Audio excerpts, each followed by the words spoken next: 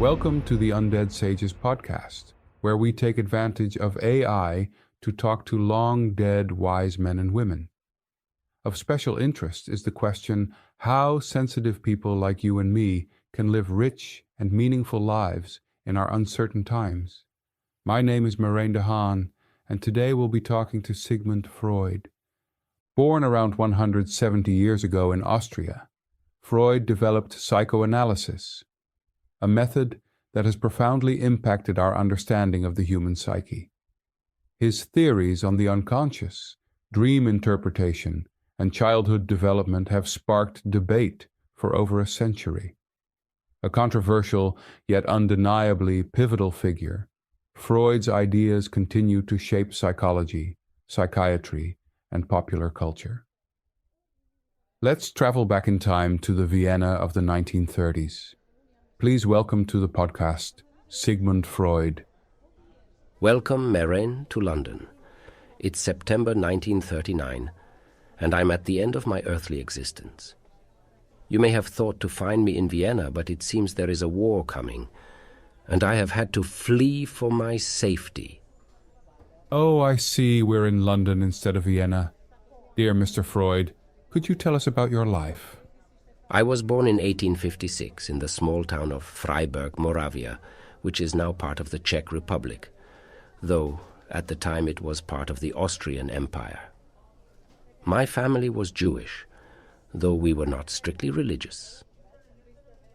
When I was 4, we moved to Vienna, the city that would shape most of my life and career. It was in Vienna that I studied medicine and developed psychoanalysis. My early fascination with the human mind, coupled with a desire to understand the unconscious forces driving human behavior, led me to a life of research. I practiced as a neurologist at first, but soon my interest turned toward the workings of the mind and the mysterious forces behind human thoughts and dreams. Throughout my life, I faced resistance. People were skeptical of my theories, especially my work on the unconscious, dreams, and sexuality. But I remained convinced of their importance. Ooh, that's very interesting. Of course, we'll talk more about your work later. First, can you tell us an interesting memory from your life?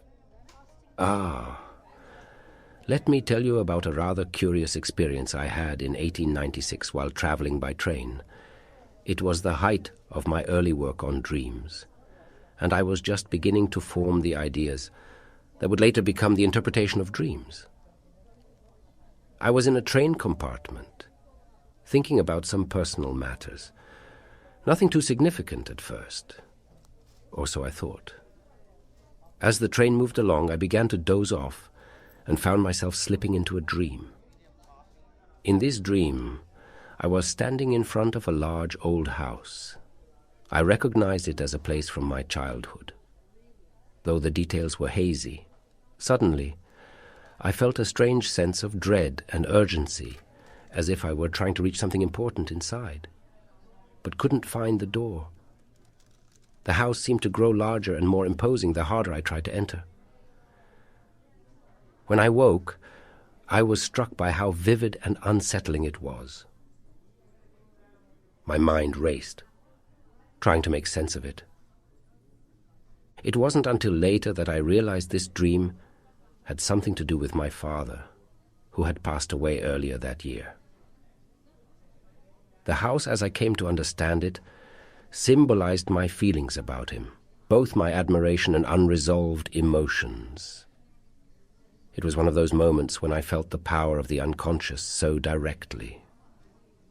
That dream stayed with me for years, and it became an early catalyst for my exploration of how our unconscious shapes our dreams and waking lives.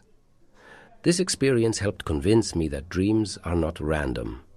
They are deeply connected to our unresolved conflicts and desires, often taking us back to childhood. That train ride, seemingly ordinary at first, ended up becoming one of the most significant moments in the development of my theory. It was as if my own unconscious was urging me toward the path I was already starting to explore. Let's start then, in your childhood. Could you tell us more about the place you grew up? Freiberg was a quiet little town, surrounded by the hills and forests of Moravia. I don't have many memories of it since we left when I was still a child. But Vienna, now that is where I truly grew up, intellectually and professionally. Vienna in the late 19th century was a city full of contrasts: imperial elegance and modern chaos, rigid conservatism and a flourishing of new ideas. The atmosphere was cosmopolitan, but also deeply conservative in its values, especially regarding matters of sex and psychology. This tension between old world tradition and new scientific discoveries shaped much of my thinking. For the majority of my life, I remained in Vienna. It was my home, my workplace, and the center of my intellectual world. It must have been tough for you to leave Vienna and come here to London. Yes. Leaving Vienna was one of the most difficult moments of my life. I have spent over 70 years there, and it was not just my home. It was the center of my professional world. Vienna shaped my intellectual life, my friendships, and my work. But by 1938, when the Nazis annexed Austria, staying was no longer an option. As a Jew, I was under great threat, and the atmosphere in the city had turned dangerous. I remember the day I made the decision to leave. It was painful. Vienna had given me everything: my practice, my patience, and the space to develop psychoanalysis. But it had also become a place of fear and hatred. The Nazis had already raided my apartment, and several of my sisters were still there, later becoming victims of the Holocaust. I was fortunate to escape, thanks to the help of friends and colleagues, and with a great deal of pressure from influential figures, I was able to secure passage to London. Coming to London at my age, already suffering from cancer, felt like the closing of a chapter. I didn't know what to expect here, but the English welcomed me warmly. Though I miss Vienna deeply, I found a certain peace in London, even now. You have cancer? Yes. I was diagnosed with cancer of the jaw in 1923. I have been a heavy smoker for most of my life, and it eventually caught up with me. Over the years, I underwent more than 30 operations to try to manage the disease. The surgeries were difficult, and I wore a prosthetic device in my mouth, which made speaking and eating quite uncomfortable. The cancer was a constant presence during my later years, and it became something I had to live with. Despite the pain, I continued working, writing, seeing patients, and developing my theories. My work helped me cope with the suffering. It gave me something to focus on, a reason to push forward even when my health was failing. By the time I fled to London in 1938, the disease had advanced significantly. I was already quite weak, but I carried on as best I could. It wasn't until a few months ago, when the pain became unbearable, that I asked my doctor and friend, Max Schur, to help me end it. I have always been clear that I do not want to live in unbearable suffering, and Schur respects my wishes. Tonight, after our interview, he will administer a dose of morphine to ease my passing. So today is your last day of life. I'm honored you would spend it with me, and by extension, with the listeners of our interview. Can you take us on a tour of the places that matter most to you? Well, there's Berggasse 19, my home and office in Vienna. It's where I conducted my practice, analyzed my patients, and developed my most important theories. My study was full of books, ancient sculptures, and of course, the famous couch, That couch, covered in Persian rugs, is where patients would lie as they free associated, speaking whatever came to their minds without censorship, a key element in psychoanalysis. Another significant place was the University of Vienna, where I studied and later lectured. I also spent some time in Paris, studying under the great neurologist Jean-Martin Charcot, who had a profound influence on my understanding of hysteria and the unconscious mind. That's very interesting. You went from being a neurologist to being a psychiatrist, tending to the woes of the upper class. You were at the cutting edge of medical research. Tell us about the intellectual currents of your place and time. The late 19th and early 20th centuries were a time of scientific breakthroughs, but also of profound uncertainty. In Vienna, the intellectual climate was vibrant but polarized. You had the positivists, who believed that science and reason could explain everything, and then you had those more inclined toward mysticism and spiritualism. I took the middle ground, I suppose. I believed in science and reason, but I also insisted that not all of the human experience could be understood through logic alone.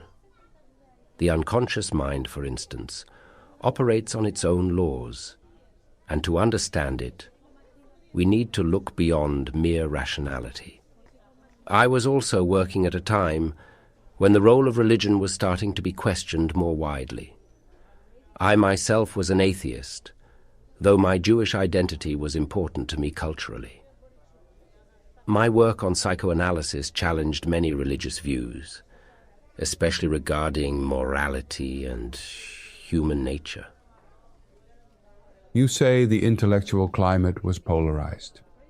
That's also kind of what we encounter in my time.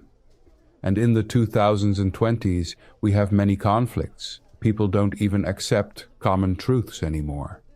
Did you get involved in any controversies? Controversies? I think you could say I courted them. My theories on human sexuality, especially the notion that children have sexual feelings, what I called the Oedipus complex, shocked many. Much of human behavior is driven by unconscious processes. We are not fully aware of what motivates us. People were uncomfortable with the idea that unconscious desires, particularly sexual ones, could have such a profound influence on behavior. My views on religion, which I called an illusion that stems from our deep-seated need for security, were also not well received by religious authorities. Then, of course, there were tensions within the psychoanalytic movement itself. Carl Jung, who had once been my closest collaborator, eventually broke away, as did Alfred Adler. These splits were painful, but psychoanalysis continued to grow and evolve, even if not always in the way I envisioned. What did you envision?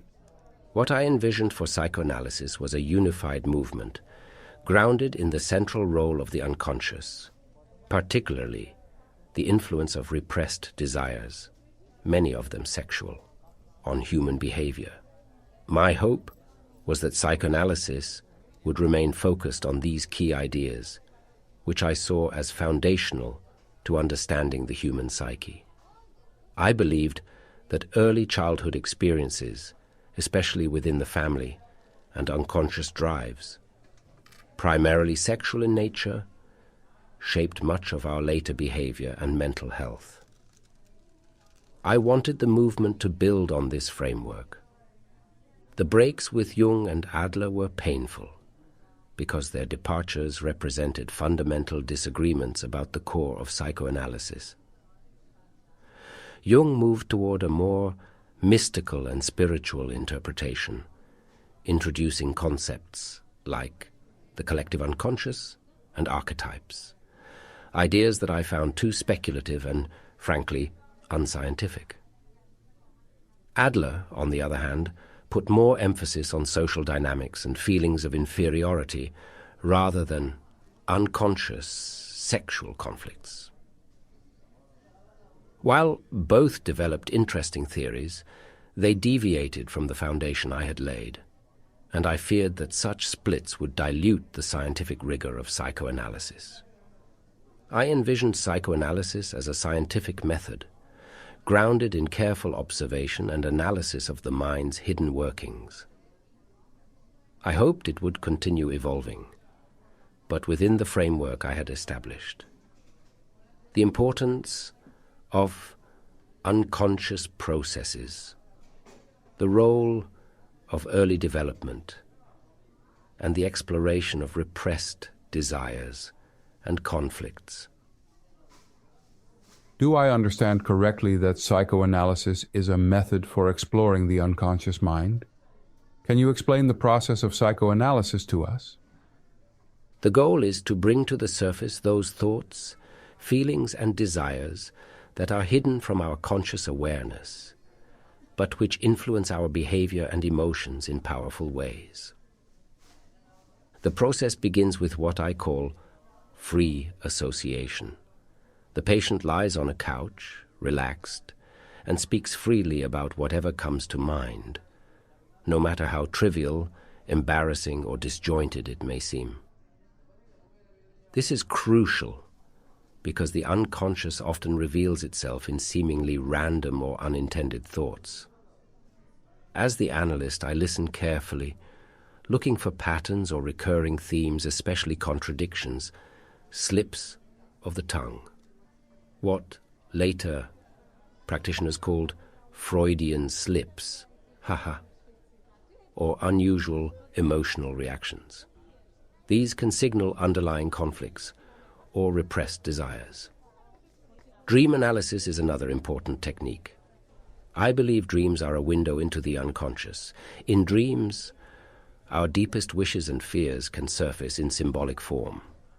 By analyzing the content of a dream, we can decode these symbols and understand the unconscious thoughts behind them. Of course, dreams are rarely straightforward.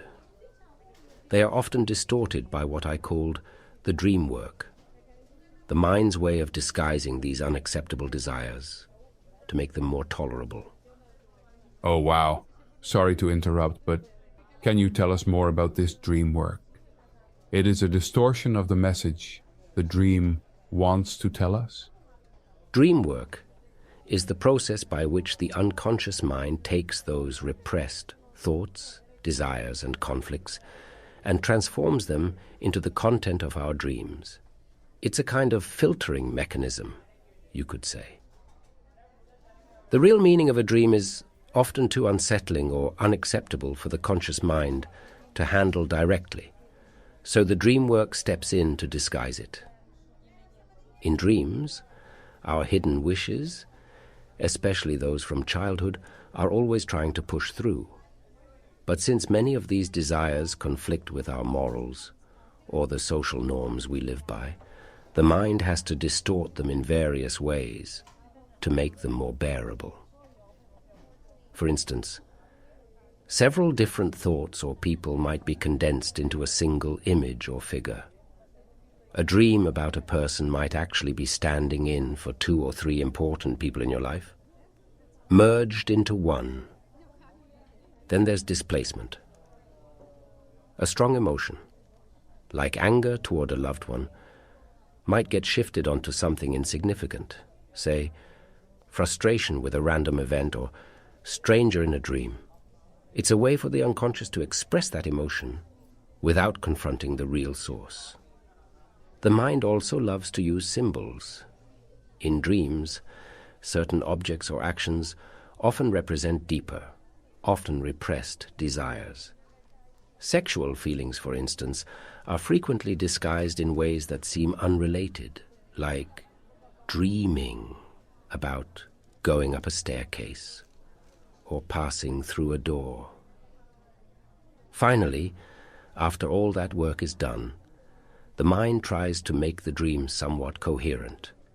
It patches together these images and symbols to create a story or structure, but in doing so, it can distort the real meaning even further. The job of the psychoanalyst is to decode this, to peel back the layers of disguise the mind has created and uncover the hidden, unconscious content of the dream.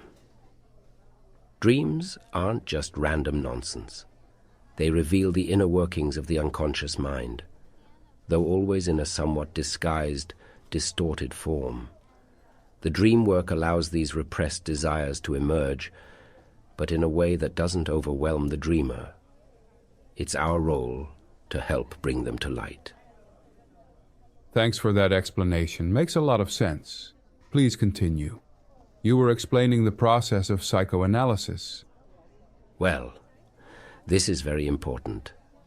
A central concept in psychoanalysis is transference, where patients transfer feelings they have toward important figures in their life, such as parents, onto the therapist. This emotional exchange can give insight into unresolved conflicts from the patient's past. And by working through these feelings in therapy, they can gain new understanding and relief from their symptoms. Psychoanalysis requires time and patience. It is not a quick cure. The idea is to uncover repressed material, gradually help the patient confront it, and ultimately make unconscious processes conscious. Through this, people can begin to resolve inner conflicts that cause them suffering, leading to greater self-awareness and hopefully a healthier, more integrated sense of self. How did your work stand out from what was already taught in your lifetime? Before me, psychologists and psychiatrists mostly focused on conscious thought, on reason, and on the observable. I wanted to go deeper, to explore what lies beneath. No one had paid serious attention to dreams in the way I did. They were dismissed as a nonsense or simply physiological phenomena. But perhaps one of the most important lessons is that facing the darker parts of our psyche, our fears, desires, and traumas, can lead to greater self-understanding and mental health. It's not easy, but confronting our unconscious conflicts is the path toward true personal freedom. How can your work be relevant for sensitive individuals who worry about the uncertainties of life? Life is full of uncertainties, and much of what we experience can seem beyond our control. My work teaches that while we can't control everything, we can come to understand ourselves better if we are willing to explore our unconscious desires and conflicts. We can gain insight into why we feel anxious or fearful in the face of uncertainty. The process of psychoanalysis encourages patience and self-reflection. It helps sensitive individuals recognize that their anxieties often stem from unresolved issues from their past or unconscious fears. By bringing these into conscious awareness, they can learn to manage them in a healthier way.